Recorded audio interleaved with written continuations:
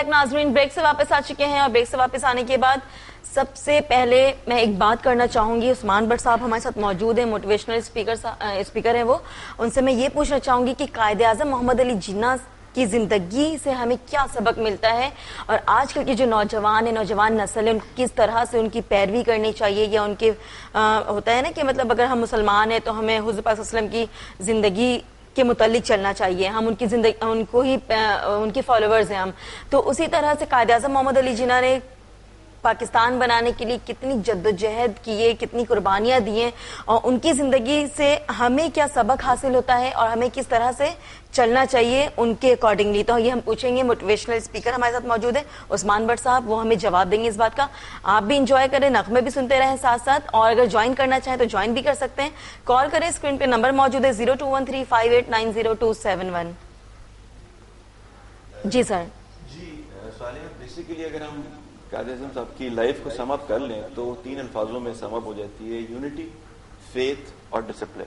بالکل. یونٹی یعنی کہ اتحاد, فیتھ یعنی کہ آپ کا بلیف کسی چیز کے اوپر, کسی مشن کے اوپر کہ یس یہ ہو سکتا ہے اور میں کر کے دکھاؤں گا, اور ڈسپلن کی کسی اصول, کسی قانون, کسی قاعدے کے اندر رہ کے میں نے کرنا ہے. جی.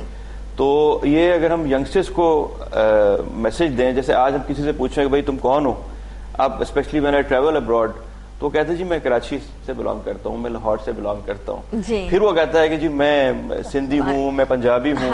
دین کمز کہ میں پاکستانی ہوں. حالانکہ it should be the other way around کہ جی میں پاکستانی ہوں, میں پاکستانی ہوں, پاکستانی ہوں, اور بس ختم بات. پھر اگر آپ سے کوئی پوچھے کہ آپ پاکستان میں کہاں رہتے ہیں, اور تو بالکل الٹا ہو گیا کہ انہوں نے جو میسج دیا تھا کہ مسلمانوں کو اتحاد کر کے, نارتھ انڈیا کے مسلمانوں کو یا بنگال کے, بھائی you are a separate nation, تو ہم الٹیمیٹلی دوسری طرف جا رہے ہیں کہ ہم جو ہے پہلے لنگوسٹکلی یا ریشلی بات پہلے کرتے ہیں, اور پھر پاکستان اینڈ میں آتا ہے, اور پھر مسلم آتا ہے. تو it should be the other way around کہ yes we are Pakistanis, we are Muslims, یا جو بھی آپ کی دوسرا. ایسا کیوں ہے عثمان صاحب؟ دیکھیں اس میں تو بہت ملٹیپل فیکٹرز آ گئے ہیں کہ جو یونٹی نہیں رہی. آپ کے سامنے کہ ہمارا ملک پہلے بہت بڑا تھا, سکو کے ڈھاکہ ہو گیا, ملک بھی آدھا ہو گیا. وی ڈیفینیٹلی جب ہم ان پرنسپلس کو فالو نہیں کریں گے, ڈیوائڈ کہتے ہیں نا کہ united we stand, divided we fall apart. تو ڈیفینیٹلی کچھ انٹرنلی, کچھ ایکسٹرنلی, کچھ بہت سارے اس طرح واقعات ہوئے کہ ہم الٹیمیٹلی, لیکن اب جو ملک جس حالات سے چل رہا ہے, اللہ معاف کرے, ٹیررزم کی طرف, ہم الٹیمیٹلی کہتے ہیں کہ تھریٹ نہ سب کو یونائٹ کر دیتی ہے. صحیح. تو ٹیررزم کی وجہ سے ہم انڈائریکٹلی دوبارہ یونائٹ ہو رہے ہیں. مجھے یاد ہے آج سے 10-12 سال پہلے کسی سنیما گھر میں آپ جائیں, نیشنل اینتھم چل رہا ہوتا تھا, لوگ چپس کھا رہے ہوتے تھے, کولڈ ڈرنک پی رہے ہوتے تھے, دے ڈنٹ کیئر. اب نیشنل اینتھم کا آتا ہے تو میں نے تو نوٹ کیا, میں کل ہی سنیما میں گیا, سب کھڑے ہوئے تھے. صحیح. تو یہ ایک sense of unity, sense of patriotism دوبارہ سے ہو رہی جاگ آ گئی ہے, لیکن اس کو اور بہتر ہونا چاہیے. We are Pakistanis first. اتحاد بہت زیادہ ضروری ہے, کیونکہ آپ ایک چھوٹی سی مثال لے لینا, جس گھر میں اتحاد نہ ہو جو پھر آپ وہ گھر مطلب کس طرح سے بکھر جاتا ہے. گھر پہ اگر بھائی بہن ہے یا پھر شادی ہوتی ہے جب, تو بہو ہیں آج کل ماشاءاللہ یو نو ویری کیا کہنا چاہ رہی ہوں میں جی, یہ میڈ ویڈ ساری صحیح کہہ رہی ہیں, بالکل آپ صحیح کہہ رہی ہیں.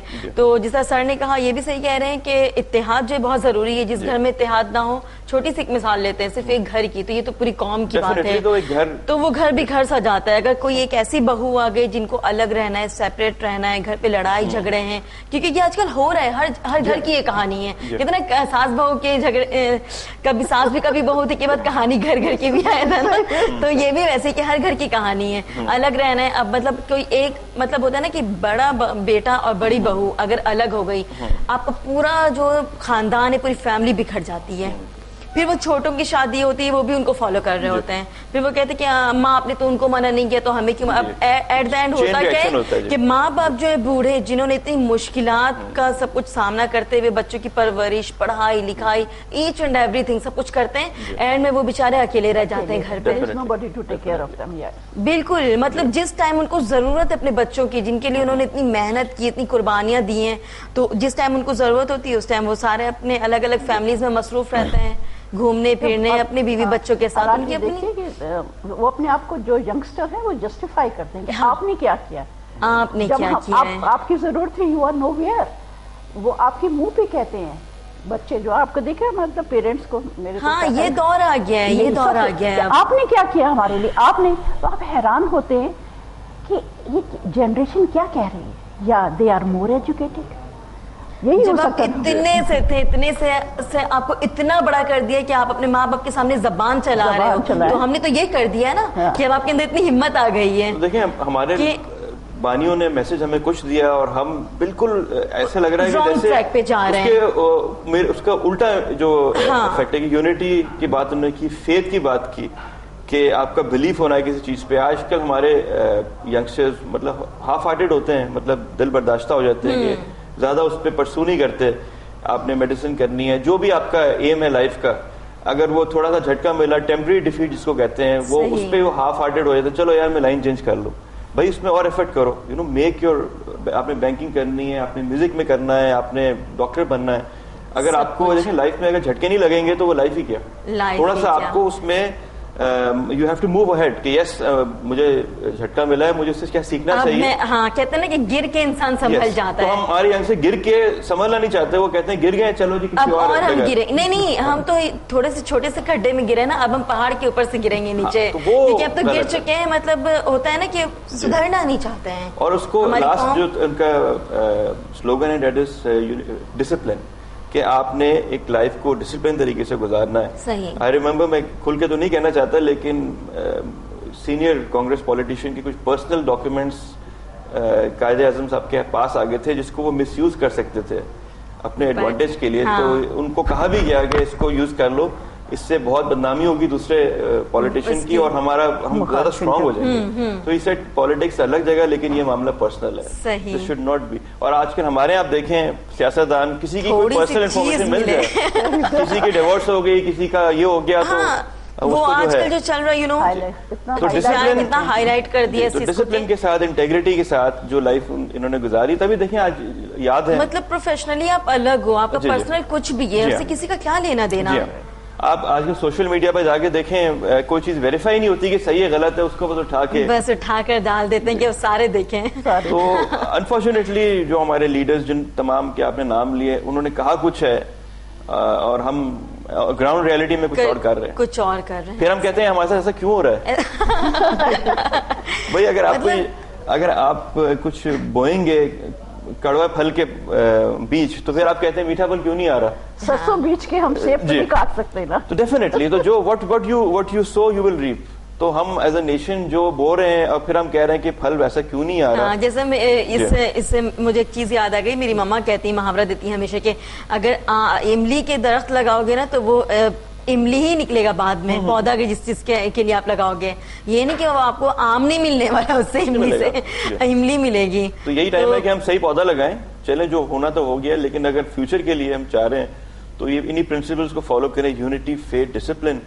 اینڈ آپ دیکھیے گا، یقین کیجیے گا، اس قوم میں اتنا پوٹینشیل ہے. میں ایک فورن بینک میں تھا پہلے جی، تو انڈیا سے ہمارے جو برانچز تھی بامبے سے اور ادھر سے لوگ، وہاں کے لوگ یہاں پر آتے تھے مختلف کانفرنسز میں لیڈرشپ کے. وہ تو مجھے پھر کہا جاتا تھا کہ ان کو شہر گھمائیں. آپ یقین کیجئے وہ جو آتے تھے وہ یوں دنگ رہ جاتے تھے کہ یہ کراچی ہے، ہم تو پتہ نہیں کیا سوچ رہے تھے.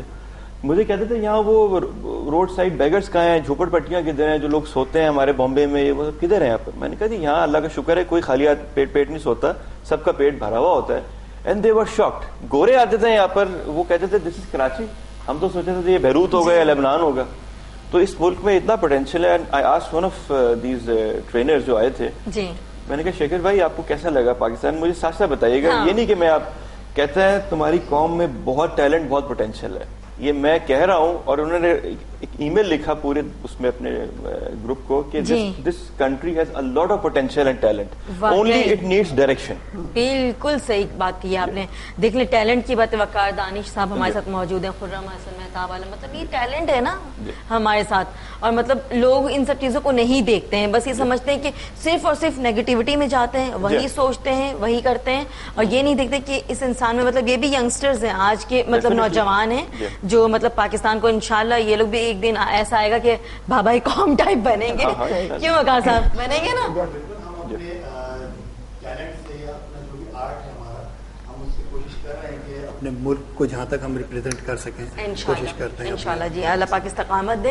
اس کے ساتھ ساتھ آپ مجھے یہ بتائیں کہ کون سا عملی نغمہ آپ سنانے والے ہیں یا کون سا؟ ہاں ایک سانگ ہے, اس کو آپ جس طرح ابھی یونٹی پہ بات ہو رہی تھی تو بالکل وہ ایک لیرکس آج سے 3-4 سال پہلے میرے مائنڈ میں کچھ آئے. وہ سانگ ہمارا اپنا ہی ہے, ہمارے بینڈ کا, سائیں کا. تو اس کے میں نے لیرکس لکھے. خرم حسن نے اس کی کمپوزیشن کی. ہی از اے ویری بریلینٹ گٹارسٹ. تو اس کی کمپوزیشنز بھی انہوں نے بہت اچھی کی. تھوڑا خرم خود اگر بتانا چاہیں اس کے بارے میں کہ کیا مائنڈ میں رکھتے ہوئے اس کو آپ نے کمپوز کیا. بس مائنڈ میں تو کچھ نہیں تھا, لیرکس سامنے آئے تو وہ اتحاد کے اوپر تھے جی. تو جیسا کیوس چل رہا تھا ان دنوں, اب تو خیر ماشاءاللہ راحیل شریف صاحب نے بہت زیادہ کنٹرول کر لیا. اس وقت بڑا کیوس تھا نا, تو میں نے سوچا اس کو تھوڑا سافٹ رکھا جائے, تو اس طرح رکھ کے اس کو کمپوز کیا آپ کی نظر رکھا ہے. اوکے جی, تو سنائیں پلیز.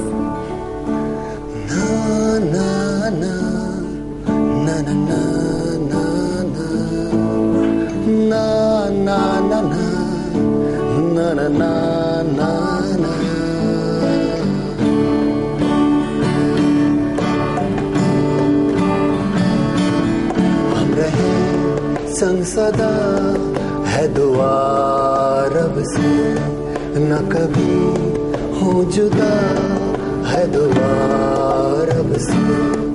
ہم رہے سنگ صدا ہے دعا رب سے, نہ کبھی ہوں جدا ہے دعا رب سے. خوشیاں بانٹ لیں, سب غم بھلا دیں, آؤ اس جہاں کو ہم پیار سکھا دیں. جیتے بازیاں پیار میں سب سے, بس یہی ایک دعا نکلے دل سے. دنیا کی نظروں سے تم کو میں چھپا لوں, آؤ اپنے دل میں تم کو میں بسا لوں.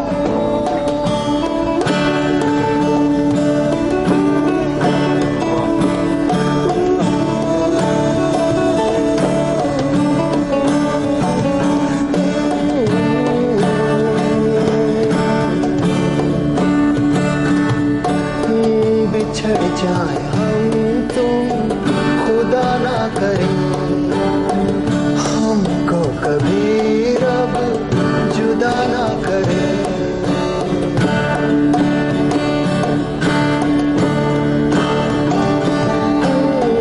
بچھڑ جائے ہم تم خدا نہ کرے, ہم کو کبھی رب جدا نہ کرے.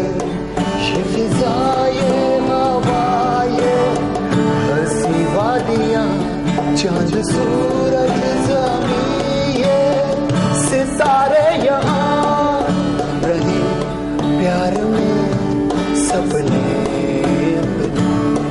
بس یہی ایک دعا نکلے دل سے, دنیا کی نظروں سے تم کو میں چھپا لوں, آؤ اپنے دل میں تم کو میں بسا لوں.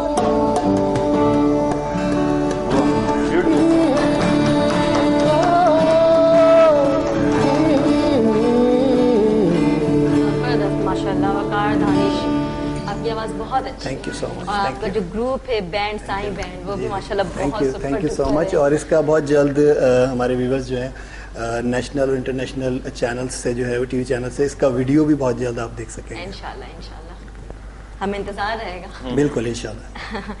جی اچھا جی, درانی غنی صاحبہ, آپ مجھے ایک بات بتائیں. آپ بتا رہی تھی قائد اعظم کی 14 نکات کے بارے میں, تو ہم اس سے پھر بریک پہ چلے گئے. بریک سے آنے کے بعد پھر ہم اپنے نغمے کی دھن وغیرہ کی طرف چلے گئے. اور ایسا ہوتا ہے نا کہ جب دھن نغمے انسان سن رہا ہو تو بس کھوس آ جاتا ہے. تو قائد اعظم نے وہ 14 نکات 1929 کے اندر میں پریزنٹ کیے تھے. نہرو نے رپورٹ پیش کی تھی 1928 کے اندر میں نا. آل دی پوائنٹ جو کہ انہوں نے مینشن کیے تھے, that was not acceptable by the Muslim community, یا جو بھی آپ کہیں کہ اس وقت کے جو لیڈر تھے ان کو قبول نہیں تھے. قائد اعظم نے اس کے جواب کے اندر जी, उसके जवाब के अंदर में ये 14 नकात जो थे ड्राफ्ट किए थे। बहुत सारे point they were in the favour of Muslim community, लेकिन कांग्रेस और जो ब्रिटिश थे जी, उन्होंने उनके किसी भी पॉइंट के ऊपर में वो एग्री नहीं हुए। जैसे मुसलमानों को 1/3 सीट मिलनी चाहिए, सही। रिफॉर्म्स वैसे ही बलूचिस्तान में होनी चाहिए, सिंध जो है वो सेपरेट होना चाहिए। ये उनके 14 नकात के 2 के 3 निकात हैं जी। जो कि were not acceptable by the Hindu community. इस कदर शोर शराबा हुआ कि वो मुल्क छोड़ के ही कायदे आज़म चले गए। सही। 6 साल के बाद वो दोबारा आए। उन्होंने मुस्लिम लीग को दोबारा रिस्टेट किया, जलसे किए, पॉम्फलेट छापे, जगह जगह उनके दफ्तर बनाए, और 1938 के अंदर में उनको टाइटल कायदे आज़म का मुस्लिम लीग के लोगों ने दिया। वो जो टाइटल जो हम कायदे आज़म बोलते जी, हैं, जी। he was received in 1839 by the Hindu community। वो आदमी जो कि हमेशा हिंदू मुस्लिम यूनिटी को फेवर करता था और कहता था कि we are one, we are together, उस आदमी ने उनका रवैया देखने के बाद मुसलमानों को ये बावर करवाया कि we are not the same, we सही। Are totally different from Hindu. उनको सडन ही ऐसा फील हुआ। कुछ तो वो फील हुआ, कुछ तो इंडिया का एक्ट 1935 का था जी। वो उनको ये बावर करवा गया। फिर उन्होंने मुस्लिम लीग को स्ट्रेंथन किया, लोगों को इकट्ठा किया, अपना व्यू पॉइंट समझाया। जो सर सैयद अहमद की 2 नेशन थ्योरी थी वो इतनी क्लियर नहीं थी। सही। उन्होंने ये ज़रूर कहा था कि वी आर सेपरेट। अलाहाबाद का जो अल्लामा इकबाल का 1930 का एड्रेस था, उसके अंदर में उन्होंने वजाहत की थी कि all the areas where Muslims are in majority, उनको इकट्ठा कर दिया सही। जाए और एक सेपरेट होमलैंड मुसलमानों को दे दिया जाए। और उनकी उस एड्रेस के बाद कायदे आज़म ने उन्हीं लाइंस के ऊपर में काम किया कि वो एरिया जहाँ मुसलमान मेजॉरिटी के अंदर में थे, उन सारों को मिला के एक अलग रियासत जो है वो मुसलमानों को दे दी जाए। और उसी बेस के ऊपर पाकिस्तान जो था वो बना, जिसमें 2 नेशन थ्योरी, अल्लामा इकबाल का जो एड्रेस था जी। वो, और वो सारी बातें जो 1935 का एक्ट था उसके अंदर से वो सारी की सारी बातें जो थी उसके अंदर में मौजूद थी। ओके जी, ठीक है, बहुत बहुत शुक्रिया, thank you so much. Again मैं पूछना चाहूंगी दुराना गनी साहिबा, नाम मुझे याद हो गया वैसे, अब आपका इन फ्यूचर इंशाल्लाह कोई प्रॉब्लम नहीं होगी मुझे। तो हाँ, I am damn. Okay ji, thank you so much, आपका बहुत बहुत शुक्रिया, आप यहाँ आई, आपने इतनी अच्छी अच्छी बातें बताई, आपके थ्रू जो इन्फॉर्मेशन मिली आजकल के नौजवान जो बहुत ही बज़ौक नस्ल है इंक्लूडिंग मी। नहीं, हमारी जो जनरेशन है बज़ौक नहीं है, लेकिन वो इस मुल्क की कदर नहीं करती। कदर नहीं है, सही। आप ये देखिए, मैं सिर्फ ये कहती हूँ कि देखिए हमारे 68-69 ईयर्स हो गए, हम इतना सा कश्मीर नहीं ले सके जो कि पाकिस्तान का हिस्सा था, जहाँ पे 79.3% मुस्लिम कम्युनिटी, इतनी सी जगह नहीं ली। इतना बड़ा मुल्क हमको प्लेट में रख के कायदे आज़म ने, अरे तुम लोग इसकी कदर करो। हाँ, बस हमारी जो नस्ल है इनको ये चाहिए ना, हलवा चाहिए, हलवा मिल जाए, हम जल्दी से खा जाए, बस मेहनत नहीं करने हाँ, को तैयार, मेहनत कदर नहीं नहीं चाहते हैं, कदर नहीं करते। बिल्कुल शॉर्टकट। अल्लाह ना करे कि कभी कुछ ऐसा मेरे मुल्क के साथ में हो, तो do you think that they will be able to take it back? नहीं ले पाएंगे। कश्मीर की तरह ये भी दे देंगे मिठाई की तरह पेश करके। आप इसको कम से कम जो मिल गया उसकी तो कदर करें, सही बात है। क्या कश्मीर में क्या नहीं हो रहा? आप ये देखिए, लाशें गिरा रहे हैं, बेहुरमती हो रही है, सब कुछ, इतना सा टुकड़ा कश्मीर का, वी आर नॉट एबल। अभी लास्ट टाइम यौम सियाह जब हमने मनाया था 26 अक्टूबर को, बिलीव मी कि मेरे आंसू नहीं रुक रहे थे। मैंने कहा कि मतलब क्या हुआ और क्या हो रहा है स्टिल, बट कोई कुछ नहीं करने वाला है, क्योंकि खुदगर्जी आपाधापी पड़ी हुई है। बस सिर्फ और सिर्फ इस चीज में। ठीक है जी, ओके जी। दुराना गनी साहबा, बहुत बहुत शुक्रिया आपका, थैंक यू सो मच।